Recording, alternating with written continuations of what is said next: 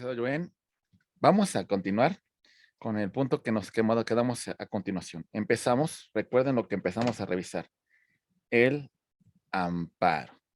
El amparo destacábamos que vamos a encontrarlo como un medio de control de constitucionalidad. Recuerden su naturaleza jurisdiccional. Muy bien. Es concentrado y concreto. Jurisdiccional porque le corresponde a los jueces dirimir ese conflicto, dirimir la controversia que se suscita por el tema de derechos humanos. Muy bien. También destacábamos otro punto muy importante, concentrado porque se va a encontrar limitado al poder judicial de la federación. Concreto en el sentido que requiere de un acto de autoridad que vulnere los derechos fundamentales del gobernado. Entonces, el juicio de amparo procede contra actos de autoridad de naturaleza administrativa, legislativa y judicial. Muy bien. Ok, actos de autoridad que vulneren los derechos humanos del gobernado contemplados tanto en la Constitución como en los tratados internacionales. Muy bien. El objeto y finalidad del juicio de amparo es dejar sin efectos este acto de autoridad.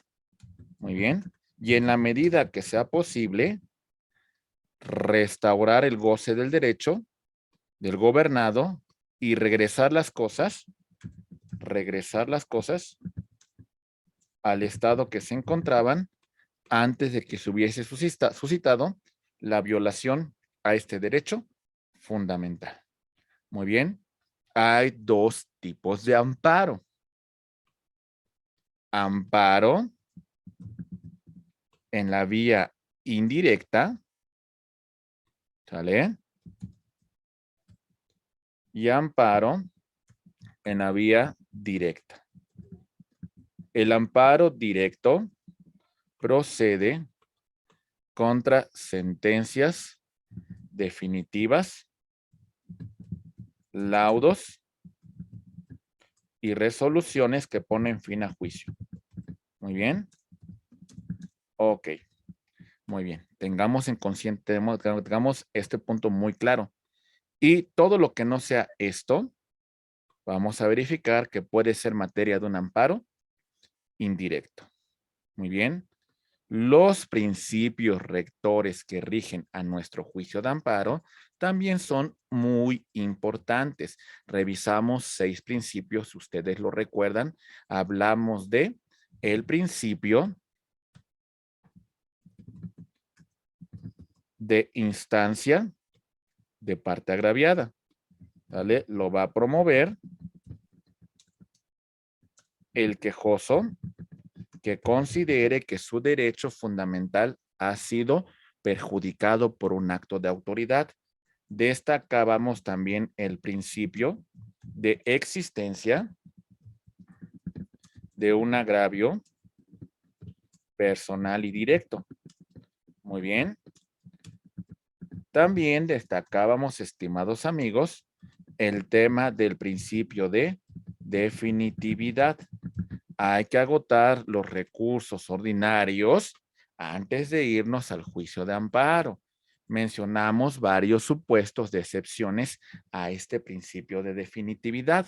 Después también analizamos, estimados amigos, el principio de estricto derecho. Muy bien. En este punto, recuerden que el juez de amparo solamente se va a pronunciar respecto a los conceptos de violación que señalamos en nuestra demanda de amparo. Excepciones ya también las revisamos. Por ejemplo, menores incapaces, en materia penal a favor del acusado, en materia laboral a favor del trabajador, en materia agraria a favor del ejidatario, a favor del comunero. Revisamos también el principio de relatividad de sentencias. Muy bien. Recuerden, la demanda de amparo solamente se va a limitar esta sentencia sobre las partes que la promovieron sin hacer ninguna declaración general, salvo la excepción de la Declaratoria General de Constitucionalidad. Y por último, estimados amigos, revisamos el principio denominado de prosecución judicial. Muy bien, prosecución judicial. Recuerden, compañeros, por favor, no lo olviden. Este principio radica en un tema muy importante. En la tramitación de amparo va a seguir reglas muy claras, muy específicas para su procedibilidad. Vamos a estudiar un poco de esos puntos. También revisamos las partes que intervienen en el juicio de amparo. Hablamos del quejoso, hablamos del tercero, de la autoridad responsable, hablamos del tercero interesado. Muy bien. Hablamos de la posibilidad de amparo contra un acto de un particular. Y también revisábamos, estimados amigos, al Ministerio Público de la Federación. Estas son las partes que van a intervenir en el juicio de amparo. Quejoso. Muy bien. Autoridad responsable, actos de particular y tercero interesado, así como el Ministerio Público. Destacamos hasta cierto punto qué es lo que realiza cada una de estas partes. Llegamos también a analizar los plazos para la tramitación del juicio de amparo. El plazo general va a ser de 15 días. Muy bien. Pero también destacábamos algunos casos en particular. Procedimiento de extradición, 30 días. ¿Sale? Hablamos de terceros extraños a juicio. Destacábamos que 15 días, a partir del momento que conocieron del acto de autoridad, si radican en la misma jurisdicción del tribunal. 90 días fuera de la jurisdicción del tribunal, pero dentro del país. Y 180 días cuando radican fuera del país. En materia agraria, los ejidatarios y comuneros tienen hasta 7 años para la promoción del juicio de amparo. En materia penal, contra sentencia condenatoria, tenemos 8 años para la tramitación del juicio de amparo. Y los actos prohibidos por el artículo 22 serán en cualquier momento. Muy bien. Destacábamos el tema de la improcedencia del juicio de amparo. Y aquí, por ejemplo, estudiamos el tema de improcedente contra actos en materia electoral. Improcedente contra actos derivados de juicio político y declaración de procedencia. Muy bien. Improcedencia por actos de la Suprema Corte de Justicia de la Nación. Improcedencia contra actos derivados de otro juicio de amparo. ¿Sale? Improcedencia contra actos de naturaleza política. Muy bien. Improcedencia también revisamos, estimados amigos, por litispendencia, ¿sale? Cosa juzgada. Muy bien. Destacábamos también cuando no demostramos la existencia del agravio personal y directo. Hablábamos de que se ha consumado de forma irreparable el acto reclamado. También destacábamos, compañeros, por consentimiento tácito y consentimiento expreso, porque no se ha cumplido con el principio de definitividad. Muy bien. Destacábamos porque ya no subsiste el acto materia de amparo. ¿Ok? Que son algunos de los supuestos que estudiamos, ¿verdad, compañeros? Y también revisamos el sobreseimiento. Recuerden, en la improcedencia, desde que yo presento mi demanda de amparo a oficialidad de partes, mi demanda es desechada. En sobreseimiento, se admitió a trámite mi demanda y después, durante el transcurso de este juicio, se actualiza esta causal de sobreseimiento que implica resolver, poner fin al juicio de amparo sin resolver la cuestión de fondo que se ha planteado. Destacábamos de sobreseimiento en los siguientes casos. Muy bien. Hablamos de sobreseimiento por desistimiento de la demanda. Hablamos de sobreseimiento por fallecimiento del quejoso. Hablamos de sobreseimiento por se actualiza una causal de improcedencia. Hablamos de sobreseimiento porque no demostramos el acto reclamado. Muy bien. Ok.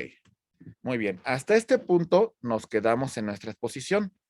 Ahora, estimados amigos, vamos a empezar de lleno con la procedencia del juicio de amparo indirecto. ¿Listos? ¿Vamos bien? Ok, empecemos. Ahí va.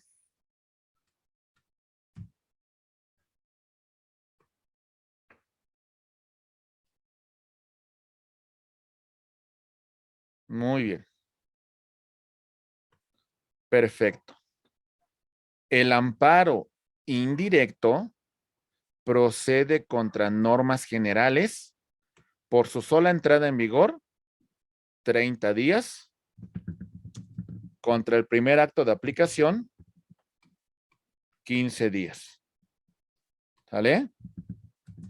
Si nosotros consideramos que estas normas que vemos acá, tratados internacionales, leyes federales, constituciones de los estados, constitución de la Ciudad de México, leyes de los estados, leyes de la Ciudad de México, reglamentos federales, reglamentos locales, decretos y demás, resolución de observancia general, son contrarios a la Constitución, entonces vamos a promover el juicio de amparo. ¿Sale?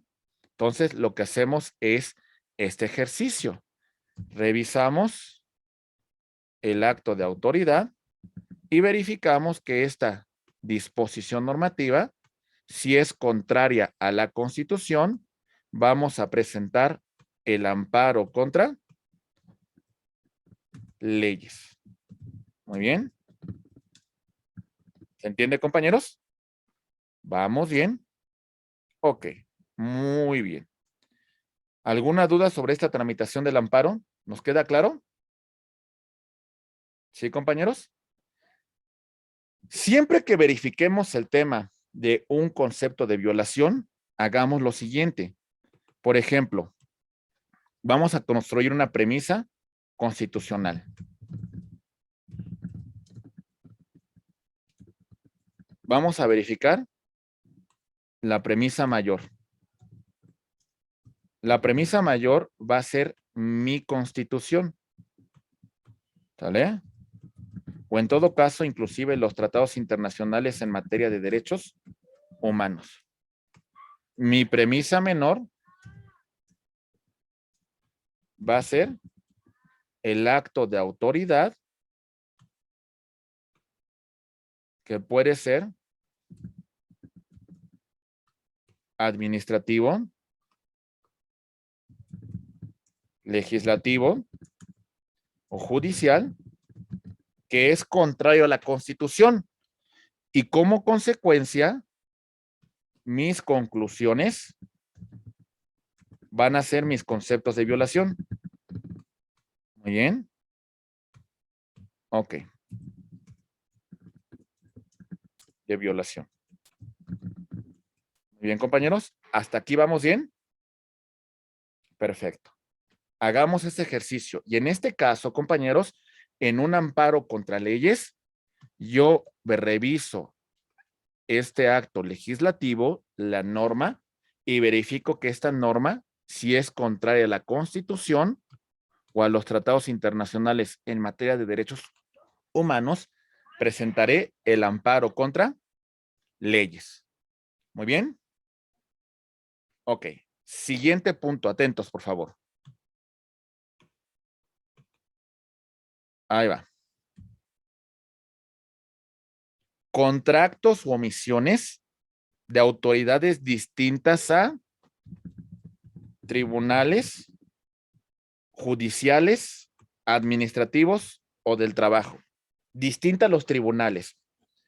Actos sería hacer, omisiones sería un no hacer. Muy bien, ahí les va. Amparo contra actos de autoridades administrativas. ¿Sale? Ahí va. Federal, local, municipal.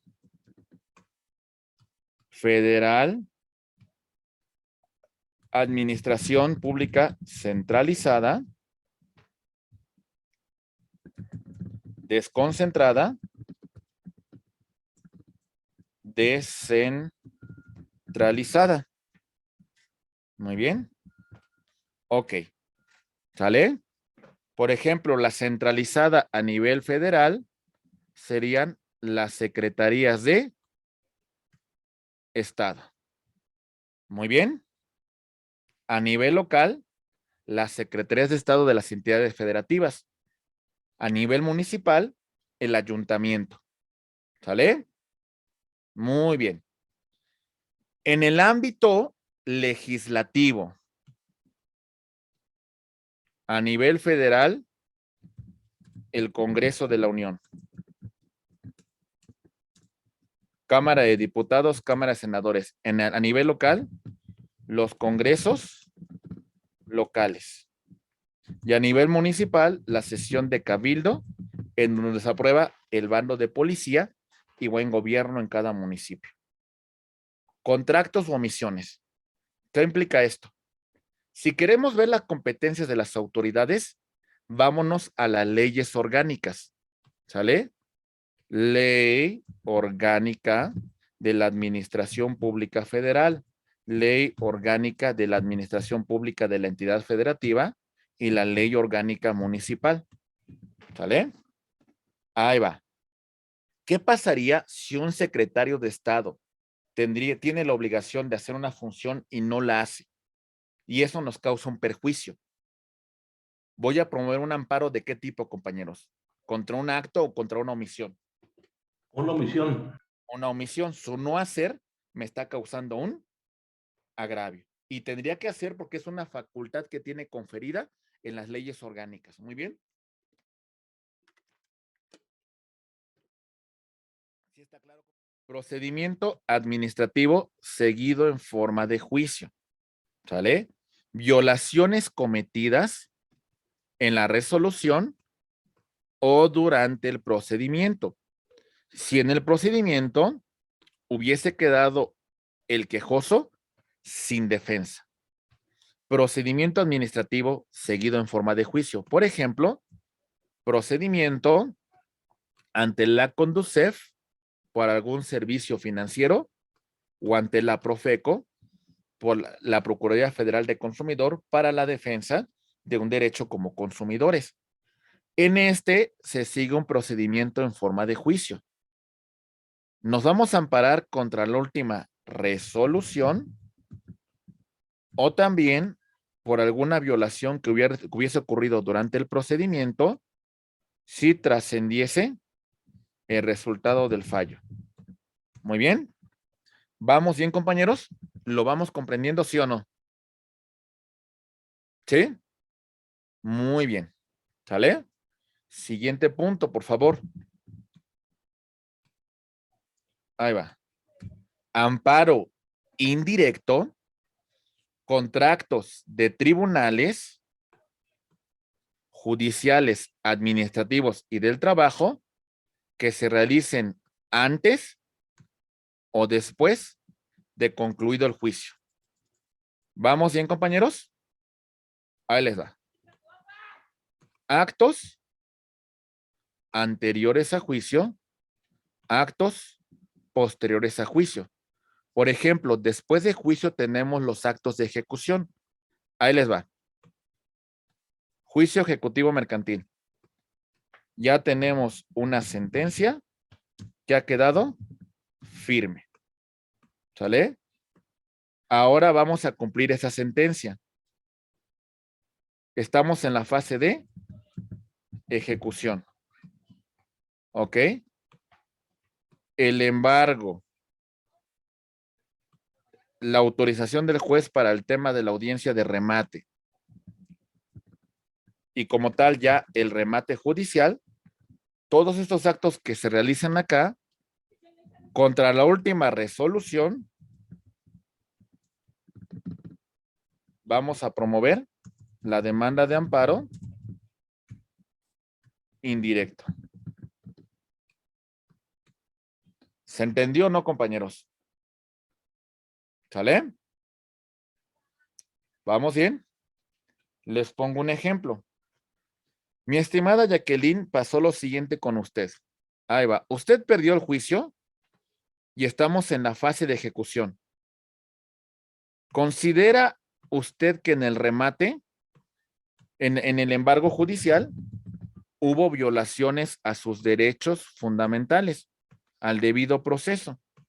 Cuando llegamos al remate, que es la última resolución, las violaciones que se hubiesen cometido en este inter, usted las va a hacer valer contra esta última resolución, presentando su juicio de amparo indirecto. ¿Se entendió? ¿Vamos Sí. bien? Ok, actos anteriores y actos posteriores a juicio. Seguimos. ¿Listos? Ok. Actos de tribunales antes de juicio, dentro de juicio, después de concluido el juicio. Antes, durante y después, si se afecta un derecho fundamental sustantivo consagrado en la Constitución. Si hay una violación a la Constitución, compañeros, en cualquier inter, antes, durante y después, vamos a promover juicio de amparo. ¿Se entendió o no, compañeros? ¿Sí o no? Esto, Sí. maestro, esto quiere decir que cualquier, o sea, vamos a imaginar, cualquier violación de que en el momento de que está en trámite, vamos, todavía no llegamos al remate, cualquier adelanto, cualquier acto que no se deba, que no lleva el proceso correcto, puedo proceder el amparo y en ese momento se para todo el juicio que se lleve. No cualquier violación, un derecho sustantivo consagrado en la Constitución. Si usted tiene ese soporte sustantivo en la Constitución, entonces por supuesto que sí lo va a poder presentar. Cualquier otra violación no. Tiene que ser un derecho sustantivo que consagra la Constitución, porque su fundamento, su base va a ser la Constitución. Constitución, sí, sí, sí, o bueno, o sea, sí, dentro de... ¿Sale? Es, por ejemplo, imaginen que cuando el juez de control dictó el auto de vinculación a proceso, en ese inter que dictó su auto, no fundó ni motivó este auto, no lo fundó, no lo motivó de conformidad con el Código Nacional de Procedimientos Penales. En contra de este acto carente de motivación y fundamentación, usted podrá presentar su juicio de amparo. Amparo. ¿Se entendió, compañeros? ¿Vamos bien? Ok. Muy bien. Seguimos.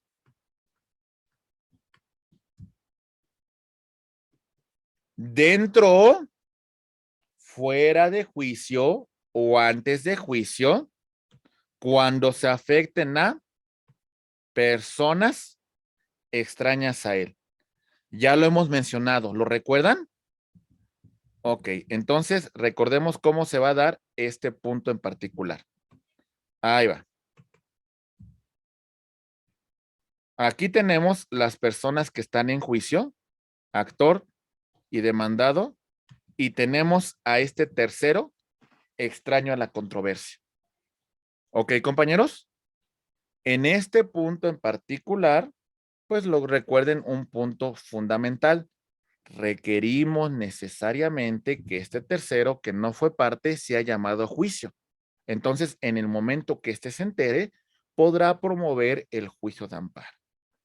Si radica en la misma jurisdicción del tribunal, en la misma, donde está llevando el caso, tendrá 15 días. Si radica fuera, pero dentro del país, tendrá 90 días.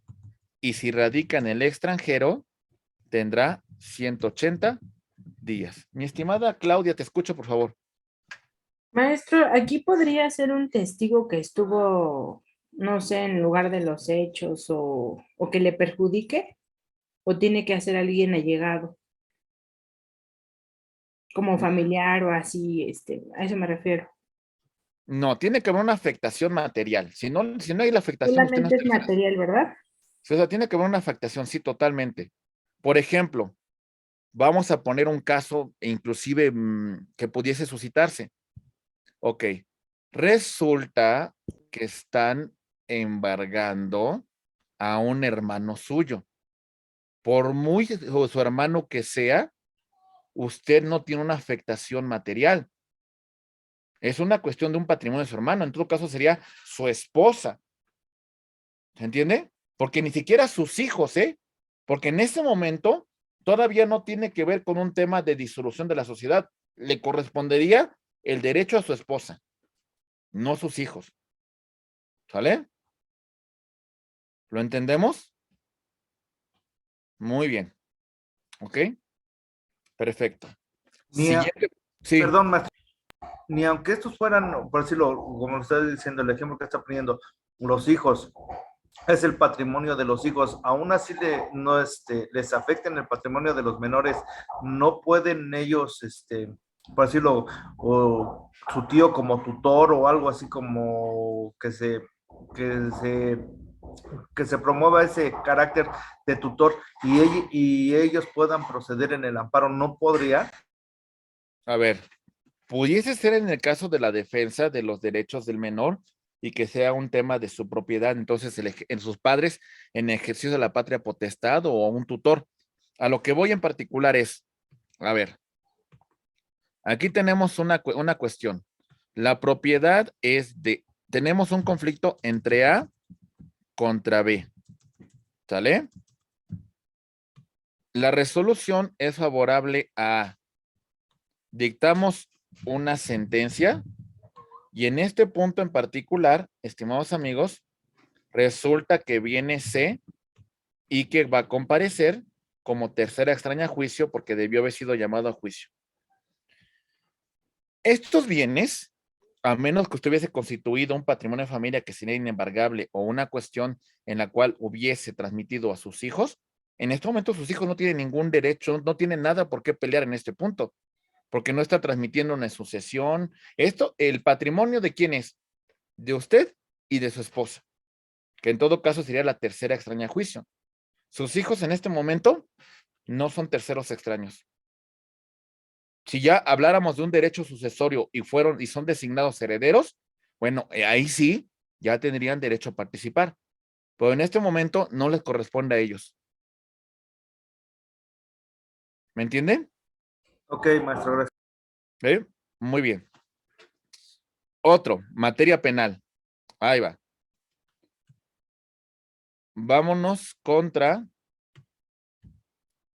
actos u omisiones del Ministerio Público.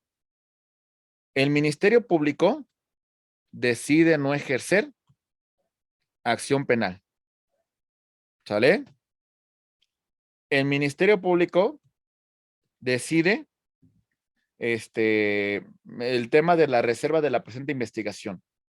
El Ministerio Público determina el no ejercicio de la acción penal. El Ministerio Público se desiste de la acción penal o suspende el procedimiento. ¿A quién están causando una afectación aquí, compañeros? Al quejoso. No, es una controversia en materia penal. ¿Quién recibe una afectación?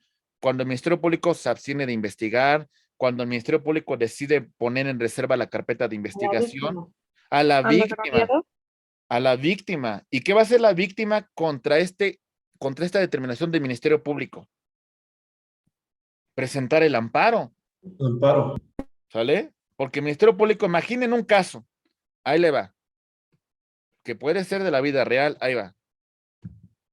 Ha sido víctima de un delito, ¿sale? Ella presentó una denuncia por el delito de violación, ¿sale? Y resulta que de la carpeta de investigación que integra la fiscalía, determina la fiscalía que no hay elementos para ejercer acción penal y por lo tanto no formula imputación ni vincula proceso. ¿Dónde queda el derecho de la víctima? ¿Dónde queda de alguna manera satisfecho esta cuestión que estuvo presentando con una denuncia por este delito? La dejamos en estado de indefensión.